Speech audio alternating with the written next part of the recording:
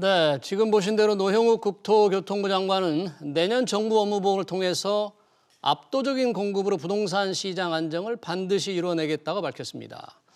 부동산 정책은 대선 전국에서도 가장 주목을 끄는 이슈인데요. 특히 부동산 세금 관련해서 대선 주자들이 다양한 의견을 내놓고 있죠. 시장은 과연 어떻게 받아들일지 궁금합니다.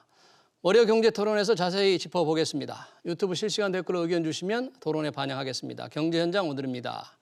고정 패널 두 분 오셨습니다. 박원석 전 의원 그리고 조전혁 전 의원입니다. 두 분 어서 오십시오. 네, 안녕하십니까. 네, 저와 함께 지금 노영욱 국토교통부 장관의 2022년 부동산 시장 안정화 방안 들으셨는데요. 조전혁 의원님 어떻게 평가를 할 수 있겠습니까? 여러 가지 얘기를 했는데요. 뭐 기본적으로 조금 요약해서 말씀드리면은 일단 속도 전환을 다 했다. 네. 그러니까 여태까지 이제 부동산 공급 관련해가지고 기본적으로 뭐 각종 규제들 있지 않았었습니까? 네. 그런 규제들을 획기적으로 좀 풀어보겠다라는 생각을 하고 있는 것 같고요. 예. 그리고 205만 호 정도 되는 뭐 물량을 갖다 투입을 갖다 하겠다라고 이야기를 갖다 하고 있습니다. 근데 제가 보기에 시장 반응 자체는 지금 뭐 과연 뭐 몇 개월 남지 않은 정부 발표를 시장에서 그렇게 이 공신력을 갖다 가지고 반응할 수 있을지는 그건 지켜봐야 될 문제다. 그리고 대부분의 경우 이제 뭐 지금 보면은 노영욱 장관은 네. 부동산이 현재 확실히 무슨 안정 추세에 있다. 그렇습니다. 라고 이렇게 평가를 하고 있는데 안정 국면으로 접어들고 있다. 그런데 대부분의 시장 전문가들은 그렇게 보지 않는 것 같습니다. 지금 보면은 부동산 거래 자체가 뭐 굉장히 줄어들었거든요. 올 2월만 하더라도 작년 1월에 비해 가지고 거의 한 44% 이상 지금 거래가 줄어들었습니다. 예. 이거는 공포 분위기, 그러니까 시장의 심리상 공포 분위기에 따른 거래 위축이고 그 거래 위축에 따른 관망을 하고 있는 그런 이 주택 소유자들이 많다, 저는 이렇게 평가를 합니다. 기본적으로 이제 시장이 아마 적극적으로 반응을 달라 그러면은 내년 대선에서 어떤 후보가 대통령이 되느냐에 따라 가지고 그때 시장이 본격적으로 반응할 가능성이 저는 높다, 이런 판단을 하고 있습니다. 네, 방금 그 업무보고가 끝나고 첫 번째 기자 질문도 역시 이게 정말로 시장이 안정될 거냐, 그거에 대한 판단이 조금 다를 수 있다는 게 우리 조전혁 의원님 평가인데, 박원석님은 어떻게 봤습니까? 이번 대책 뭐 얼마 남지 않은 정부의 부동산 시장 안정 방안이라고 하는데 뭐 좀 새로운 내용이라고 봐야 될지 아니면 기존의 정책을 그대로 좀 반복한 건지 어떤 평가를 어떻게 하세요? 크게 새로운 내용이 있다기보다는 전체적으로 공급 속도를 높이겠다, 이 얘기가 핵심인 것 같고요. 예. 이제 그런 정책을 내놓은 배경에는 지금 전국적으로 이 부동산 가격의 하향 안정화가 시작됐고 또 장기적인 전망을 보더라도 이제 하방 압력이 계속될 거다, 이런 상황 인식에 기초한 것 같은데, 근데 그런 상황 인식에는 조금 좀 견해가 다릅니다. 앞서 조전혁 의원님도 말씀하셨지만 시장에서 매수 심리가 위축돼 있고 거래량이 많이 줄어든 건 사실이지만 이게 본격적인 그 가격 하락의 신호냐에 대해서는 이제 다른 견해들도 굉장히 많거든요. 일시적인 관망세일 가능성이 높다는 의견도 상당히 나오고 있고, 그리고 정부가 하향 안정화라고 얘기하는 이 상황 인식에 특히 이제 잘못된 부분이 이런 겁니다. 5천만 원 하던 집이 1억 됐는데 그게 예를 들어서 9,500만 원이 되면 이게 하향 안정화냐. 어떻게 보면은 이 정부 들어서서 거의 2배가량 특히 수도권의 집값이 올랐는데 그 상황에 대한, 그런 어떤 상황에 대한 책임을 너무 쉽게 모면하려고 하는 거 아니냐, 이제 이런 문제의식이 있고요. 그리고 오늘 발표 내용 중에 제가 좀 귀담아 들은 부분은 도심 정비 사업의 공급 속도를 높이고 사업성을 높이겠다. 그런데 그 사업성을 높이겠다는 게 다름 아닌 일종의 이제 규제 완화를 의미하는 측면이 크거든요. 네. 근데 이 도심 정비 사업의 규제를 완화하게 되면 그거는 또 다른 부동산 투기의 화약고가 될 가능성이 굉장히 높습니다. 그래서 오늘은 전체적인 정책의 이 아웃라인을 발표한 거기 때문에 세부적으로 그에 따른 어떤 정책들이 나올지 좀 지켜봐야 될 것 같고요. 어쨌든 전체적으로 봤을 때 지금 대선 앞두고서 현 정부의 정책 실패, 부동산 정책의 실패에 대한 여러 가지 이제 그 지탄과 네. 문제 제기의 목소리가 강하다 보니까 그런 목소리를 의식해서 정부도 부동산 가격의 하향 안정화가 시작된 시점에 그 속도를 더 높이겠다는 취지에서 이제 공급을 조기화하겠다는 계획을 발표한 건데 그 정부의 의도가 시장 상황에 제대로 반영이 될지는 뭐 속단하기 어렵고 좀 지켜봐야 될 것 같습니다. 네. 그런데 이 정부가 됐든 뭐 차기 정부가 됐든 간에 하나 명심해야 될 부분은 이건 것 같습니다. 사실은 어떻게 보면 그 대한민국에서 여태까지 부동산이 불패였는데 그 신화가 깨어졌던 정권이 하나 있어요. 바로 노태우 정권이었습니다. 노태우 정권. 예, 노태우 정권 때 보면은 사실 분당 개발을 했고요, 일산 개발을 했고요, 신도시. 예, 그 평촌까지. 그때 정말 대량으로 이제 주택 공급을 갖다 했거든요. 그 당시에 보면 이제 소위 말하는 강남 불패라고 이야기를 갖다 했는데 강남 집값까지 떨어졌습니다. 그러니까 중요한 것은 정말 민간이 원하는 만큼 주택이 공급되면은 가격은 언제든지 안정화될 수 있다라는 것입니다. 그런데 이런 부분이 있죠. 결국 수도권에 그러면은 괜찮은 지역에 과연 땅이 있느냐 하는 부분이 있거든요. 네. 그래서 그런 이제 이 주택 부지를 갖다 확보하는 부분이 크게 두 가지 같습니다. 하나는 지금 그 노장관도 지적을 갖다 했지만은 용적률 부분, 그러니까 재개발, 재건축을 갖다 할 때 용적률 부분을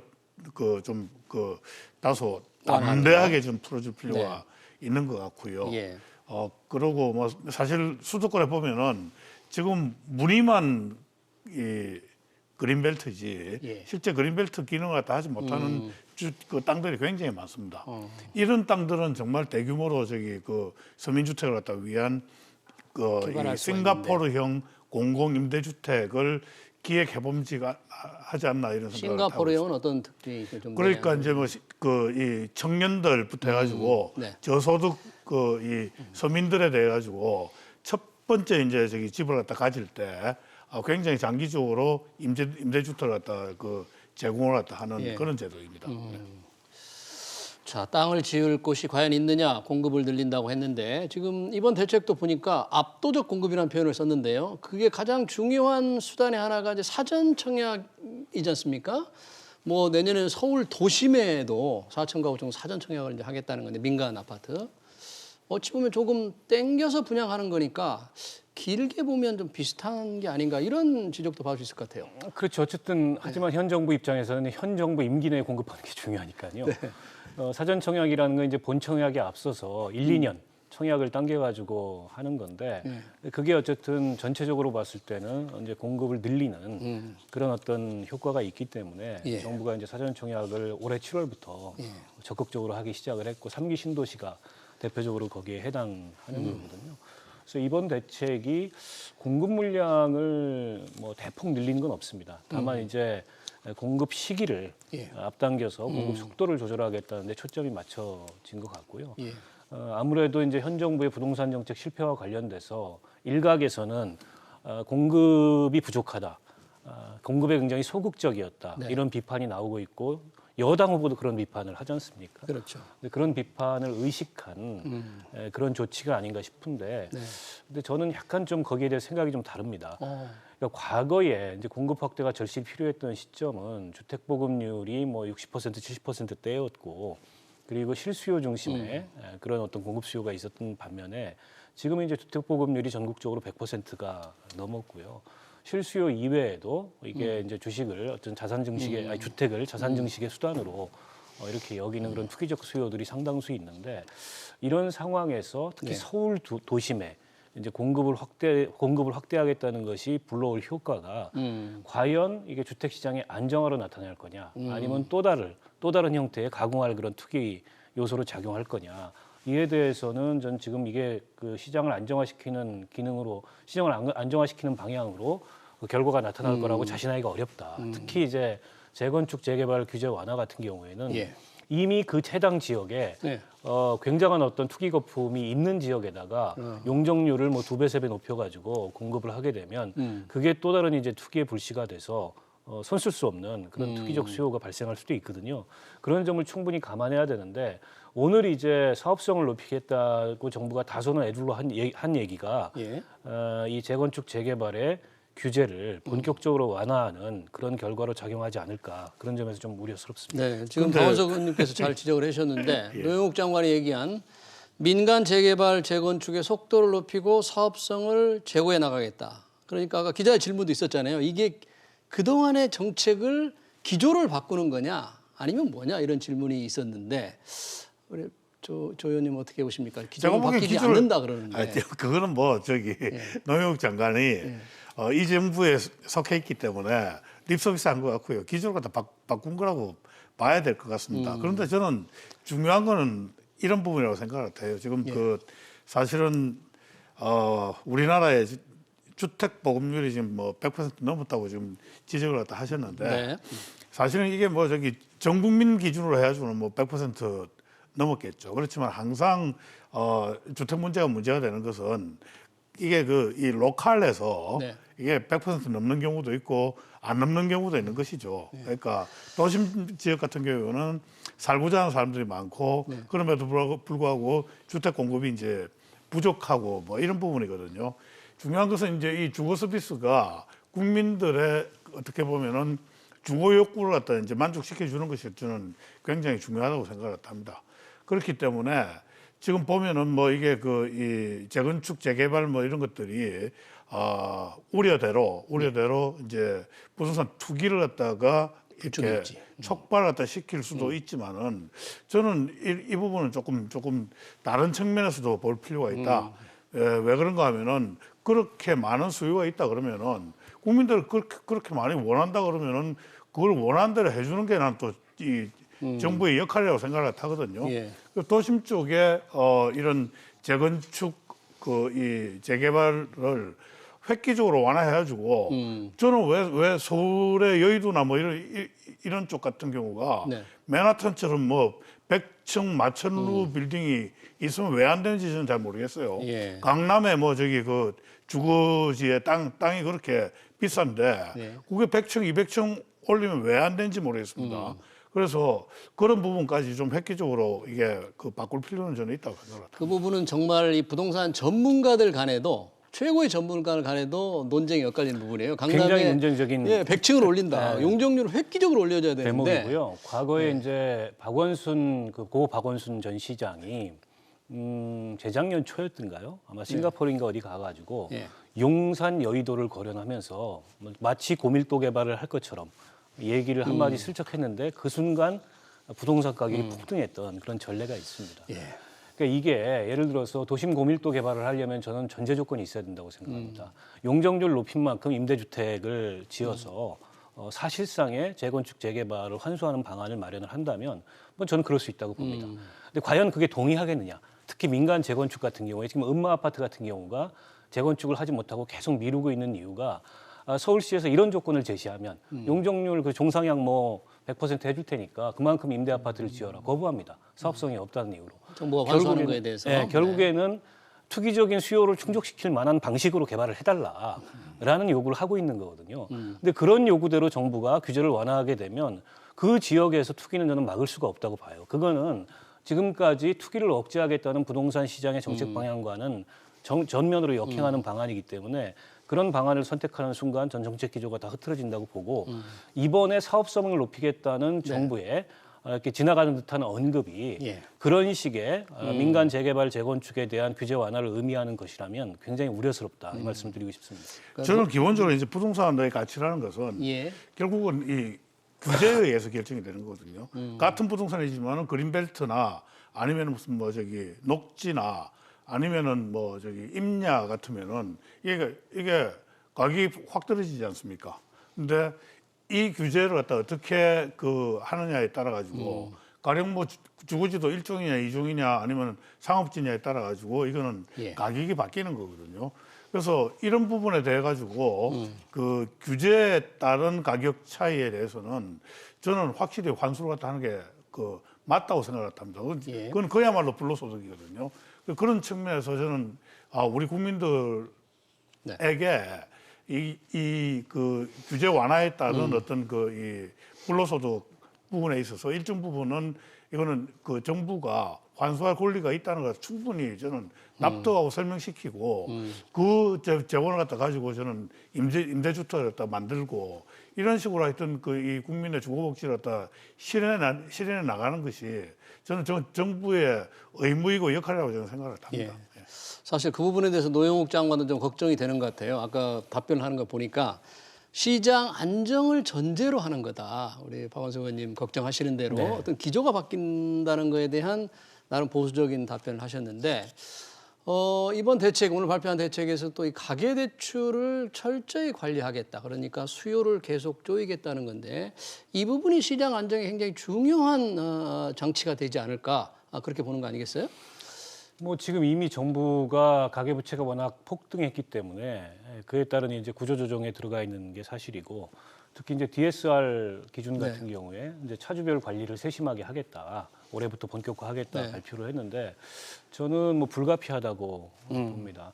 특히나 이제 그 코로나19 이후에 민간 부분에 대출이 굉장히 급증했고 특히 이제 자영업 대출 같은 경우에 굉장히 위험한 그런 심각한 상황에 놓여 있고 주택담보대출도 굉장히 많이 늘었단 말이에요. 가계가 사실은 상환할 수 있는 능력 이상의 그런 어떤 부채를 지도록 하면 안 되는 거고 그에 대해서는 정부가 이 부동산 시장 혹은 금융시장 안정 차원에서 적정한 관리나 규제는 좀 불가피하다고 보고요. 또 내년에 전반적으로 지금 금리 인상이 예고가 되고 있지 않습니까?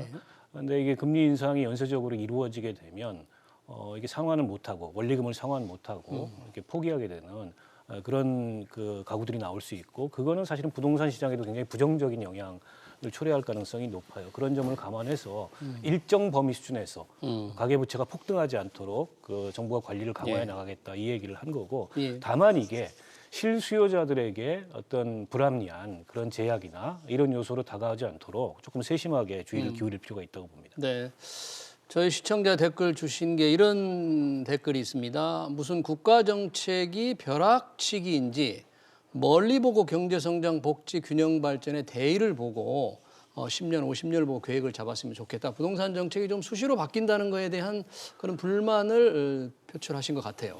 사실은 뭐 우리나라의 부동산 정책뿐만 아니라 경제정책, 금융정책 포함해가지고 심지어 교육정책까지 저는 정말 국민의 한 사람으로서 불만인 게 뭔가 하면은 이게 지금 시청자께서 지적을 하신 것처럼 앞으로 뭐 5년, 10년, 20년, 뭐 20년까지는 아니더라도 그래도 한 10년 정도는 우리가 그래도 이 정책들이 어떻게 가는구나 하는 걸 갖다가 예측이 가능해야 되지 않겠습니까? 네. 그런데 이거는 뭐 같은 정권 안에서도 뭐 획가닥 여변장 뭐 뒤집어지고 하니까 저는 우리 지금 말씀하신 시청자분의 그 지적이 정말 뼈아픈 지적이라 이렇게 생각을 합니다. 예. 그러면 이제 곧 대선을 앞두고 있는데 후보들의 정책으로 지금까지 해온 부동산 정책이 어떻게 바뀔지도 굉장히 관심인데 박원석 의원님 요즘 들어보니까 이재명, 윤석열 두 후보의 대책 처음에는 대책만 들어오면 이게 누구 아이디어다 금방 알았는데 요즘에는 누가 발표했느냐를 좀 확인해봐야 될 정도로 두 분의 생각이 좀 뭔가 좀 이상해요. 비슷해지는 것 같아요. 예, 뭐 대체로 두 후보의 정책이 수렴되고 있는 성향을 보이는데요. 일단 첫 번째로 공급을 늘리겠다. 두 후보 다 이제 250만 호 주택 공급을 얘기하고 있습니다. 근데 그게 현 정부가 이미 발표해 놓은 주택 공급 대책 더하기 250만 호가 아니고 현 정부의 공급 계획을 포함한 그러니까 현 정부가 올해 공급하고 끝내는 게 아니고 앞으로 향후 뭐 5년, 10년 그렇죠. 공급 계획이 있지 않습니까? 네. 그걸 포함한 250만 호이기 때문에 크게 순종되는 건 없습니다. 하지만 어쨌든 공급을 늘리겠다. 첫 번째 똑같고요. 네. 두 번째로 감세하겠다. 네. 똑같습니다. 다주택자 양도세 중과세 이걸 유예하겠다. 그리고 뭐 종합부동산세 물론 그건 이제 윤석열 후보가 주로 얘기를 하고 있지만 종합부동산세를 현실화해서 보유세 부담을 줄이겠다. 어쨌든 같은 결이란 말이죠. 예. 감세 입장에서도 같고요. 그리고 이 재개발, 재건축 같은 민간 정비 사업에 있어서 이제 규제를 완화하고 사업성을 높이겠다. 이 방향도 같습니다.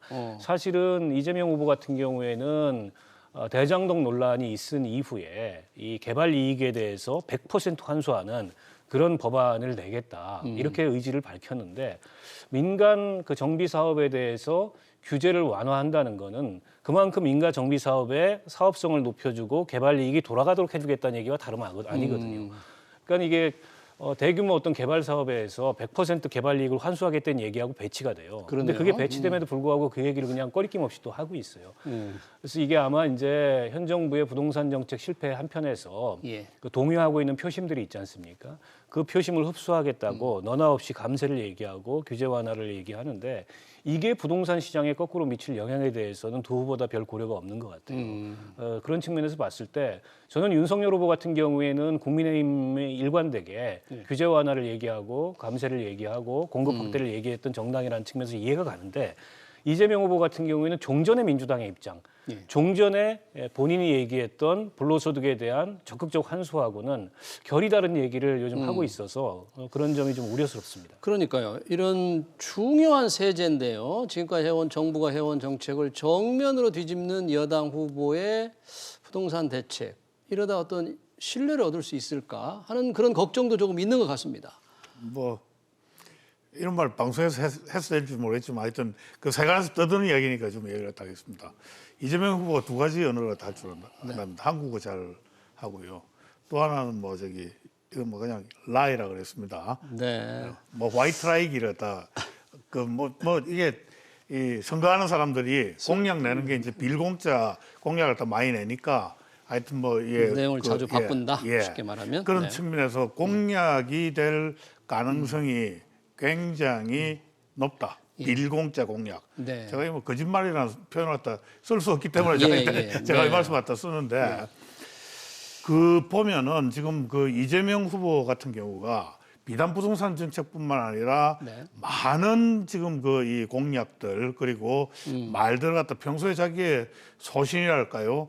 이재명은 한다라는 게 이재명 그 후보의 어떻게 보면 그 대표 슬로건인데 그 한다라는 것들 갖다 다 지금 안 한다 할까 말까 잘 모르겠다 이런 걸로 바뀌고 있는 것 같습니다. 그래서 이 부동산 정책 관련해서도 과연 이분이 대통령이 되면은 지금 공약하고 있는 것을 그대로 따를 것인지 아니면은 내가 정말 그 부동산 공약 그렇게 내놨으니까 정말 그렇게 할 줄 알았어 하면서 또 뒤집을 것인지 저는 뭐 후자일 가능성이 굉장히 높다고 생각합니다. 그래요?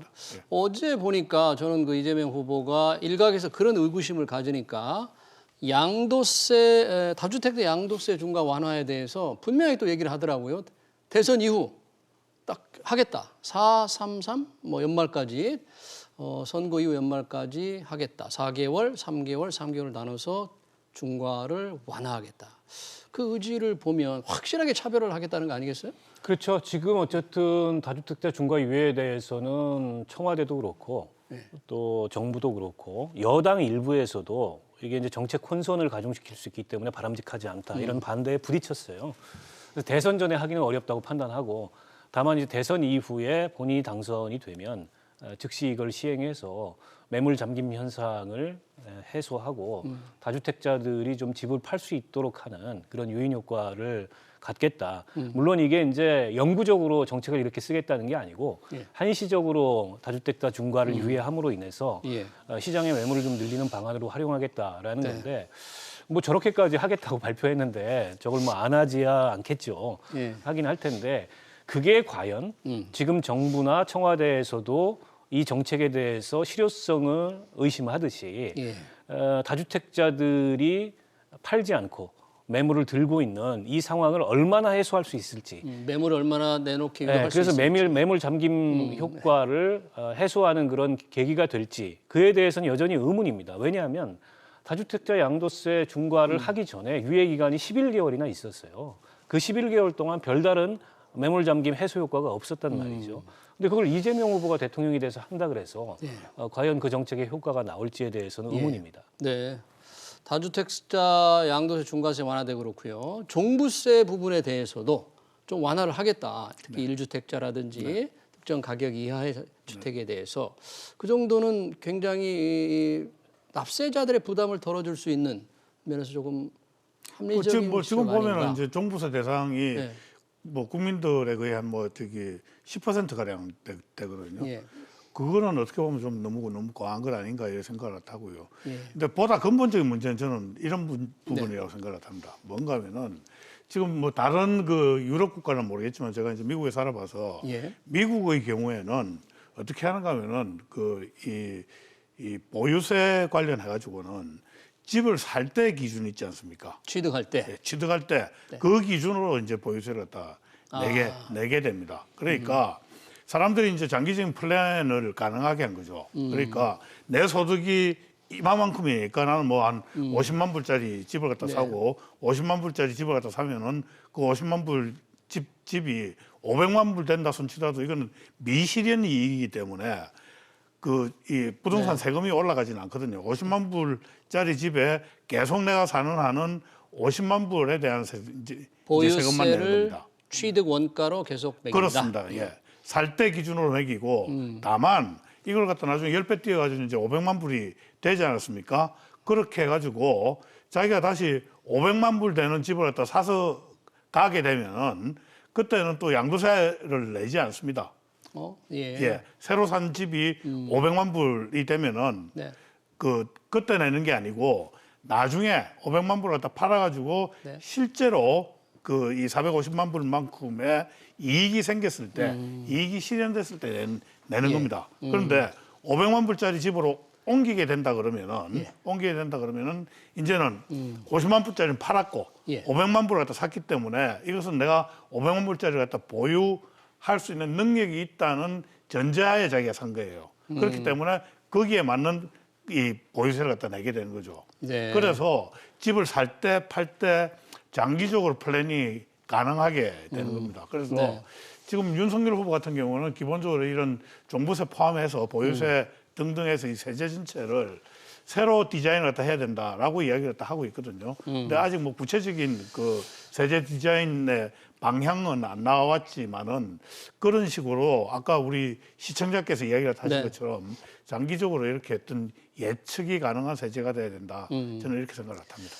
참 뭐 부동산 시장 안정 방안 정부가 발표한 내년 업무 보고 뭐 얘기할 게 많지만 저희 시간 관계상 이 대목에서 좀 접어두고요. 저희가 또 준비한 이슈가 있으니까 두 정치인들이 나오셨으니까 저희 윤석열 후보의 부인인 김건희 씨의 사과, 이력 부풀리에 대한 사과가 과연 적절했느냐, 시간적으로 내용적으로 적절했느냐.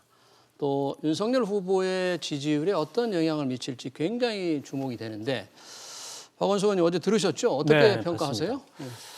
뭐 시간적으로 내용적으로 둘 다 별로 적절한 것 같지 않습니다. 일단 타이밍은 많이 늦었고요. 그러니까 저런 논란은 의혹이 제기되고 논란이 커지는 시점에서 사실은 그거를 잘라주기 위해서 조기에 사과를 하고 해명할 건 해명하고 해야 되는데 너무 사실은 묵혔습니다. 그래서 논란이 극대화되고 또 다른 논란이 제기되고 이런 시점에서 좀 뒤늦은 사과를 했기 때문에 그 사과의 효과라는 게 크지 않을 거다 이렇게 보고요. 내용상으로도 어제 보면 이제 그런 그 평을 하는 분들이 많더라고요. 사과라고 하기에는 지나치게 감성적이고 이거는 국민들에게 사과를 하는 건지 국민들 앞에서 남편한테 사과를 하는 건지 도무지 이게 종잡을 수가 없더라. 그리고 여전히 국민의힘의 그 뒤이은 브리핑을 보면 이거는 뭐 그 허위 합격력 의혹이 아니고 사실은 잘못 기재한 거다. 네. 그러니까 실수다라는 데 방점을 두고서 계속 해명을 하고 있어요. 때문에 이건 사고가 아니다. 이런 종합적인 평가가 나오는 것 같고요. 예. 이제 주초여서 일제히 여론조사 결과가 나오고 있습니다만 뭐 반영이 된 거죠. 윤석열 후보의 지지율이 크게 떨어지고 이른바 이제 일부 조사에서는 골든 크로스라고 하는 지지율 역전 현상이 나타났는데 지금 국민의힘 내부에 약간의 이제 내용도 있지 않습니까? 약간의 내용이지 아니요. 내용이 아니라 큰 내용이죠. 네. 당대표가 선대위원장을 그만두고 연일 사실은 자당의 후보를 비판하고 있는 이런 상황에서 저는 국민의힘 선거 전체가 이 자중질환 속에 빠져들고 윤석열 후보가 어떻게 보면 좀 회복하기 어려운 타격을 입을 수도 있겠다 이렇게 봅니다. 상당히 이제 부정적 여론이 높다는 지적이신데 우리 조전혁 의원님 어떻게 보셨어요? 저도 사실 뭐 저기 박 의원님 생각하고 이제 거의 생각이 똑같습니다. 네. 특히나 이제 치명적이었던 게 이게 10일이나 묵히면서 정말 이게 계속 눈덩이처럼 이제 커갔거든요. 커갔고 또 한 가지가 그 과정에서 윤석열 후보가 어떻게 보면은 자신의 이제 리더십을 또 제대로 못 보여줬다. 이런 측면도 있고요. 예. 또 한 가지가 사실은 이제 윤석열 후보가 갖고 있는 가장 큰 정치적 자산이 뭔가 하면은 이 공정과 상식이지 않습니까? 네. 그런데 그 공정과 상식이 자기 부인한테는 통하지 않는 모습. 이게 어떻게 보면 자신이 갖고 있는 가장 큰 정치적 신뢰 자산을 그동안 굉장히 많이 까먹었고 네. 그 증거가 바로 이제 지금 어떻게 보면은 지지율 역전 현상으로 지금 예. 일어나고 있는 것 같습니다. 그런데 나는 뭐 저기 이 김건희 씨의 저런 그 사과랄까요? 사과의 적절성 뭐 이런 부분도 사실은 국민한테 좀 진솔하게 예. 잘못했다라고 네. 이야기를 갖다 했으면 더 좋았지 않았느냐 뭐 이런 생각을 하고 있습니다. 이런 지적에 대해서는 어떻게 우리 박원석 의원님 생각하시는지 짧게 여쭤보겠습니다. 우리 국민들이 후보보다 후보의 가족, 부인이나 아들, 가족에 대해서 지나치게 관심을 검증하는 데 대한 열중하다.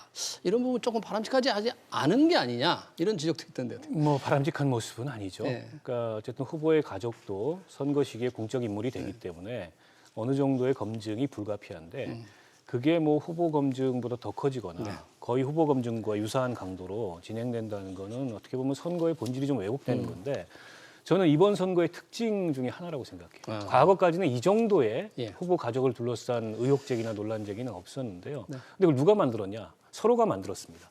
서로가 어쨌든 서로 후보의 가족에 대해서 네거티브를 하고 공세를 취함으로써 네. 초래한 결과인데 이게 아마 이제 앞으로의 그런 공직선거에 있어서 특히 대통령 선거와 같은 큰 선거에 있어서 어떤 이제 후과를 미칠지 그 점도 좀 염려스럽습니다. 네, 잘 알겠습니다. 정부의 부동산 시장 안정대책 그리고 윤석열 후보의 부인 김건희 씨 사과까지 두 분과 함께 토론을 마치겠습니다. 지금까지 박원석 전 의원 그리고 조전혁 전 의원이었습니다. 두 분 고맙습니다.